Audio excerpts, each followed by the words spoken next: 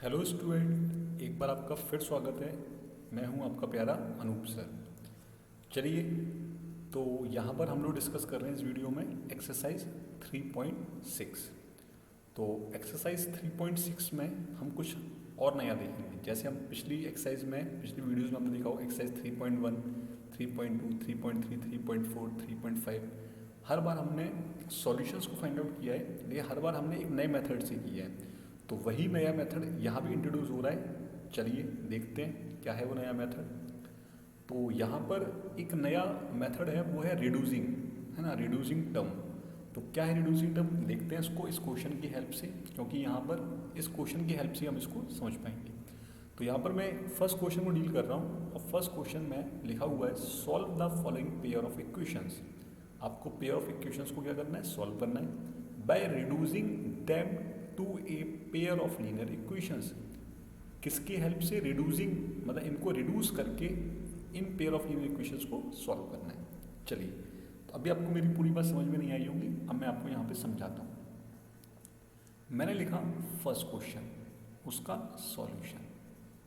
First question क्या है, 1/2x plus 1/3y is equal to 2।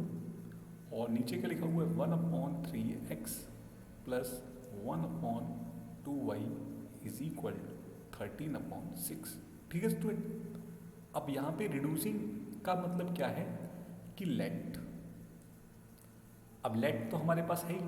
Late में हमने बोला p is equal to 1/x। हम देख रहे हैं फर्स्ट टाइम हमारे वेरिएबल फ्रैक्शन में आ रहे हैं, 1/x के फॉर्म में आ रहे हैं, तो हमने उसको क्या मान लिया, p मान लिया।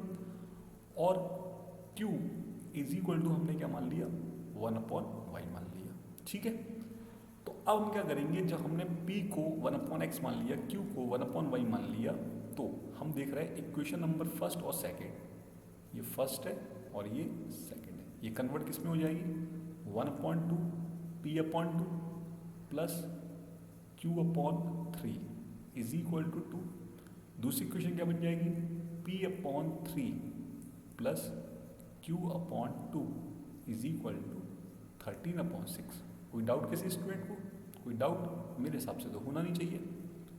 अब इस इक्वेशन में मैंने एल्शियम लिया, तो एल्शियम कितना आ जाएगा, 6 आ जाएगा। तो 6 में भाग दिया 2 का तो 3, और 3 में p का गुणा किया तो 3p, प्लस 3 से भाग दिया 6 में तो 2, और ये आ गया 2q इज इक्वल टू 2। तो यहाँ पर ये इक्वेशन हमें क्या मिल चुकी है। ठीक है, इसको आप मान लीजिए ए इक्वेशन, और इसको मान लीजिए आप बी इक्वेशन। तो मैं पहले ए इक्वेशन को सॉल्व कर रहा हूँ। तो जब मैंने थोड़ा सा इसको और आगे मैनुपुलेट किया तो ये क्या हो जाएगा, 3p plus 2q is equal to 6। इसको मैंने नाम दे दिया इक्वेशन नंबर फर्स्ट, है ना। अब ये मेरी इक्वेशन ओरिजिनल उसी फॉर्म में आ गई जिस फॉर्म में हम लोग अभी तक करते आ रहे हैं। इसी तरह से मैं दूसरी इक्वेशन को कर लेता हूँ, एल्शियम लिया 6, कितना हो जाएगा 2p plus 3q is equal to 13/6। लेकिन ये 6 से 6 कट जाएगा, तो यहाँ पे हमें फिर दूसरी इक्वेशन क्या मिल गई, 2p plus 3q is equal to 13। अब ये हो गई हमारी इक्वेशन नंबर 2, है ना। चलो, अब सब कुछ भूल जाते हैं, केवल हम इन दो इक्वेशंस को सॉल्व करने में अपना दिमाग लगाते हैं। तो अब दिक्कत वही है जगह की यहाँ पर बहुत बड़ी, तो इसको हटा देता हूँ मैं। वीडियोस को आप आगे पीछे करके देख लेना, है ना। चलो, तो मैंने ये हटा दिए यहाँ से सब कुछ। यहाँ से हटाने के बाद केवल मुझे 2 इक्वेशन दिख रही है, इनको मैं लिख लेता हूँ पहले अच्छे से। यहाँ पर मैंने लिखा 3p plus 2q is equal to 6। तो इस इक्वेशन में मैं क्या मल्टीप्लाई कर सकता हूँ 2 का, क्योंकि मैं क्या यूज़ कर रहा हूँ, एलिमिनेशन मेथड। कर सकता हूँ बच्चों में 2 का मल्टीप्लिकेशन, बोलो हाँ या ना। चलो दिखा देता हूँ आगे करके। दूसरी इक्वेशन है 2p plus 3q is equal to 13। तो इस दूसरी इक्वेशन में मुझे किसका मल्टीप्लाई करना पड़ेगा, बोलो 3 का। किसका मल्टीप्लाई, जो मल्टीप्लाई करना पड़ेगा 3 का, कर देते 3 का मल्टीप्लाई। तो अब हमने इन इक्वेशंस को भी यहाँ से इरेज कर दिया, क्योंकि ओरिजिनल इक्वेशन हमने लिख लिया। ठीक है स्टूडेंट, चलिए अब मैं यहाँ पे 1 बाई 1 सॉल्व करना स्टार्ट करता हूँ। इस इक्वेशन में मैंने मल्टीप्लिकेशन किया 2 का, तो ये हो जाएगा 6p plus 4q is equal to 12 होगा। इसमें मल्टीप्लाई किया मैंने तो कितना हो जाएगा 6p plus 9q is equal to 39। Subtraction ये तो कैंसिल आउट हो जाएगा, कर देते कैंसिल आउट इसको। कैंसिल आउट इसको हमने कर दिया तो यहाँ पर -9q में से 4q जाएगा तो कितना बचेगा माइनस का 5q, और -39 में से 12 जाएगा तो माइनस का 7 और 2। सही लिखा है ना मैंने? देख लो एक बार जरा। 9 में से 2 गया तो 7, 3 में से गया तो 2, है ना, 27 में 12, बिल्कुल सही लिखा हुआ है। और ये है हमारा 5q। तो यहाँ से q इज इक्वल टू कितना आ गया स्टूडेंट, माइनस का 27 अपॉन माइनस का 5, दैट मीन्स 27 अपॉन 5। बोलो हाँ कि ना? q आ गया हमारा 27 अपॉन 5। चलो अब हम यहाँ पुट कर देते हैं, put q in equation number 1। Equation number 1 में पुट कर दिया हमने q को, तो क्या आएगा 3p प्लस 2। q में क्या लिखेंगे 27/5 इज इक्वल टू 6।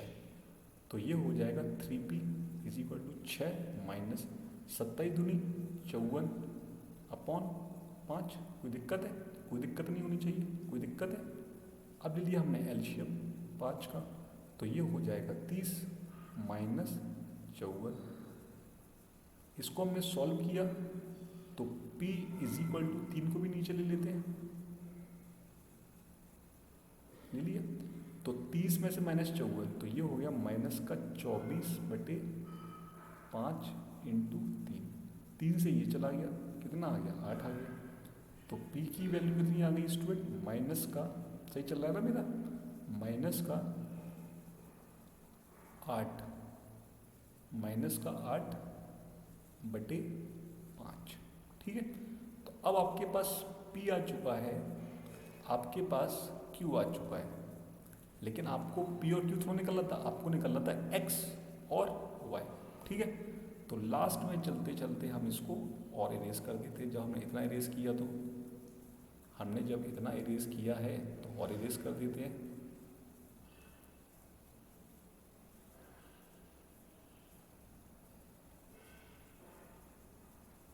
तो यहाँ पर स्टूडेंट मैं देख रहा हूँ कि रिड्यूसिंग में क्या था कि मुझे निकालना था x और y। तो देखो p इज इक्वल टू कितना है 1/x, तो p आया कितना है 27/5। तो इसका मतलब स्टूडेंट x कितना आ गया, उल्टा कर दूँ मैं 5/27। बोलो हाँ या ना? आंसर आया या नहीं आया? बोलो हाँ या ना? q इज इक्वल टू कितना है 1/y। p सॉरी यहाँ पर मैंने उल्टी बात बोल दी है, ये y होगा।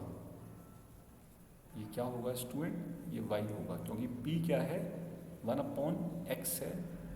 सॉरी सॉरी सॉरी सॉरी,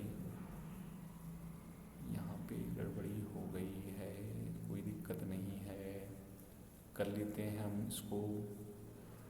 थोड़ा जगह बनाओ, जगह बनाने से थोड़ा दिमाग सही काम करता है। कम जगह में आप भी थोड़ा सा फेयर कीजिएगा उसको, है ना। यहाँ पर ग्रीन बोर्ड बड़ा छोटा सा बोर्ड है ये, तो इसलिए ये हमें साफ भी करना पड़ता है और लिखना भी पड़ता है ना। चलो कोई दिक्कत नहीं, फिर से कर लेते हैं। तो p इक्वल टू क्या है 1/x, तो p कितना है वो -8/5 है, माइनस का 8/5 है। तो यहाँ से x मेरा कितना आ गया, वो आ गया माइनस का 5/8। ये आया मेरा x। बोलो हाँ या ना? सही है। q इक्वल टू कितना है 1/y है, q कितना है मेरा 27/5। तो यहाँ से y कितना आ गया स्टूडेंट मेरा, वो आ गया 5/27। बोलो हाँ या ना? तो ये हो गया मेरा x और y के सॉल्यूशन। इतनी बात समझ में आ गई। तो एलिमिनेशन मेथड में कुछ नहीं है, जो वेरिएबल हमारे फ्रैक्शन में होते हैं या जिन वेरिएबल्स को हम लोग सॉल्व करने में थोड़ा ज़्यादा टाइम लगेगा, फ्रैक्शन में है, पावर कोई और चीज़ है, तो हम उसको किसी अलग वेरिएबल में क्या कर लेंगे, मान लेंगे। ठीक है, चलो तो ये बात आपको समझ में आ गई है, तो हम क्वेश्चन नंबर 2 कर लेते हैं सीधा। क्वेश्चन नंबर 2, क्वेश्चन नंबर 2 क्या है स्टूडेंट, देखते हैं इसको। क्वेश्चन नंबर 2 क्या है, देखते हैं इसको। ठीक है, चलिए क्वेश्चन नंबर 2, क्वेश्चन नंबर 2 थोड़ा सा और ट्रिकी है। यहाँ पे क्या लिखा हुआ है, 2/√x plus 3/√y is equal to 2, और क्या लिखा हुआ है, 4/√x minus 9/√y is equal to -1 लिखा हुआ है ये। चलिए सॉल्यूशन, सॉल्यूशन कहाँ से स्टार्ट होगा, लेट मैंने p इक्वल टू मान लिया 1/√x, मान सकता हूँ, कोई दिक्कत है क्या किसी को। q इक्वल टू मैंने मान लिया 1/√y। तो बीच वाले क्वेश्चन मैंने बताया ही था कि जब हमारी वेरिएबल्स फ्रैक्शन में है, मतलब 1/x 1/y के फॉर्म में, या किसी पावर के फॉर्म में, या किसी सब्ट्रैक्शन के फॉर्म में, डिविजिबल फॉर्म में, तो हम उसको एक सिंप्लीफाई फॉर्म में बनाने के लिए बस ये मान लेते हैं। माने तो क्या हो गया ये equation, 2p plus 3q is equal to 2, equation number 1 बन गई है। इक्वेशन नंबर 2 क्या बन जाएगी हमारी, 4p minus 9q is equal to -1, equation number 2। ठीक है, चलो हम जैसा करते आ रहे हैं एलिमिनेशन मेथड, कि फर्स्ट इक्वेशन में हमने मल्टीप्लाई कर दिया 4 का, फर्स्ट इक्वेशन में हमने मल्टीप्लाई कर दिया 4 का, क्योंकि हमें p को एलिमिनेट करना है। तो सेकंड इक्वेशन में p का कोफिशिएंट कितना है, 4, और सेकंड इक्वेशन हमने मल्टीप्लाई कर दिया फिर से p के कोफिशिएंट का ऊपर वाली इक्वेशन का 2 का। तो ऐसा करने से अब जो हमें नई इक्वेशन मिलेगी वो क्या मिलेगी, 4 × 2 8p plus 4 × 3 12q is equal to 8 मिलेगी। और दूसरी इक्वेशन क्या मिलेगी student, 2 × 4 8p minus 2 × 9 2 18 18q is equal to -2 मिलेगी। चलो एडिशन कर लेते हैं, साइन चेंज हो जाएगा, ये तो कैंसिल हो गया, 12 और 18 30q, कोई दिक्कत, इज इक्वल टू 8 और 2 10, तो q इक्वल टू कितना आ जाएगा, 10/30, इसका मतलब कितना आ जाएगा, 1/3, कितना आ जाएगा 1/3। तो क्या मैं बोल सकता हूँ यहाँ पर, put q in equation number 1 और 2 किसी में ही पुट कर दो, 2p प्लस 3, q की जगह कितना है 1/3 इज इक्वल टू 2, तो 2p इज इक्वल टू क्या आ गया, 2 3 से 3 कैंसिल हो जाएगा, -1, तो p इक्वल टू कितना आ गया स्टूडेंट, 1/2। ठीक है, अब सारी कहानी क्या थी आपकी, सारी कहानी क्या थी, थोड़ा सा मैं इसको रब्ड कर लेता हूँ ताकि चीज़ें मुझे ज़्यादा समझ में आए। आपने p और q निकाल लिया, लेकिन हमारा मकसद p और q निकालना थोड़ा था, हमारा मकसद था क्या था, वो था x और y, क्योंकि हमारी इक्वेशन x और y के फॉर्म में है ना स्टूडेंट, x और y के फॉर्म में, तो x और y हमें निकालना है यहाँ पर। चलो तो देखते हैं x और y कैसे निकलेगा, x और y किस तरह से निकलेगा देखते हैं। तो हमने क्या किया, पूरा रब्ड करके देखा कि हमारी कहानी कहाँ से स्टार्ट हुई थी, लेट से स्टार्ट हुई थी। तो p इज इक्वल टू कितना है 1/√x, तो p इक्वल टू आया कितना है 1/2, इसका मतलब √x इज इक्वल टू कितना है 2, इसका मतलब x इज इक्वल टू कितना हो जाएगा 2 का स्क्वायर, 2 का स्क्वायर कितना हो गया 4 हो गया। तो x की वैल्यू कितनी आ गई स्टूडेंट, 4 आ गई, x की वैल्यू कितनी आ गई 4 आ गई, मतलब अब हमारे सॉल्यूशन परफेक्ट आ गए हैं, x की वैल्यू कितनी आ चुकी है 4 आ गई है।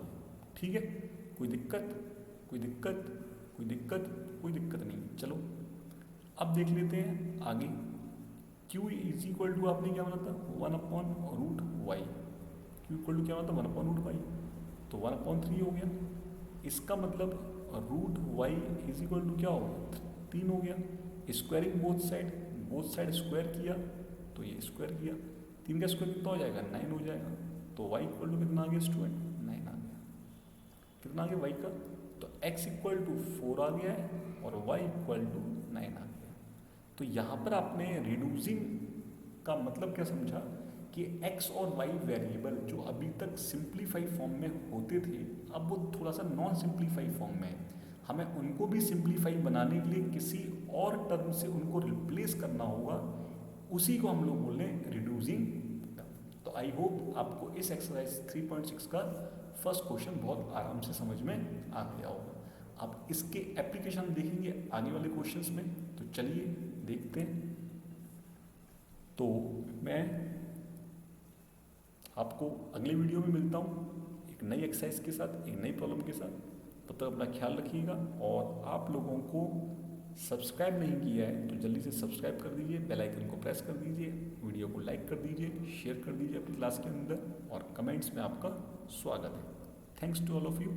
मिलता हूँ आपसे अगली वीडियो में, तब तक के लिए टेक केयर, बाय बाय।